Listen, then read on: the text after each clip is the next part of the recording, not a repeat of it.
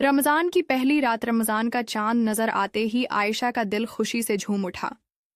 وہ بچپن سے ہی اس مقدس مہینے کے لیے بے حد پرجوش رہتی تھی، لیکن اس بار کچھ خاص تھا۔ جیسے ہی اعلان ہوا کہ رمضان شروع ہو چکا ہے، گھر میں ایک خوشگوار سی ہلچل مچ گئی۔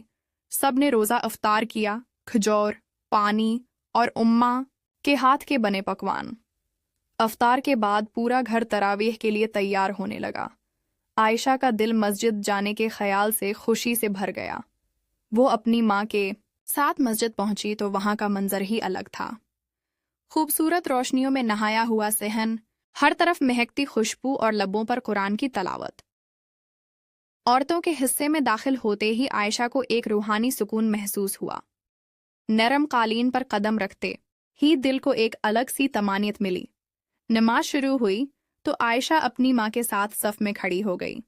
امام کی آواز گونجی اور مسجد میں ایک عجب سما بندھ گیا۔ آیات کی خوبصورت تلاوت نے عائشہ کو جکڑ لیا۔ ہر لفظ جیسے اس کے دل کی گہرائیوں میں اتر رہا تھا۔ وہ بے حد انہماک سے سنتی رہی، اور جو نماز آگے بڑھتی گئی، اس کی روحانی کیفیت میں اضافہ ہوتا گیا۔ تراویح لمبی تھی، مگر آج عائشہ کو وقت گزرنے کا احساس ہی نہ ہوا۔ تھکن کے بجائے دل کو تازگی اور روح کو تقویت مل رہی تھی۔ یہ احساس اس کے لیے نیا تھا، جیسے کوئی اندیکھی روشنی اس کے اندر اتر رہی ہو۔ اس نے ہاتھ اٹھا کر دعا مانگی، ایسی دعا جو الفاظ سے زیادہ دل کی گہرائیوں سے نکلی ہو۔ نماز ختم ہوئی تو مسجد سے نکلتے ہوئے چاندنی رات کی ٹھنڈی روشنی نے منظر کو مزید پرسکون بنا دیا۔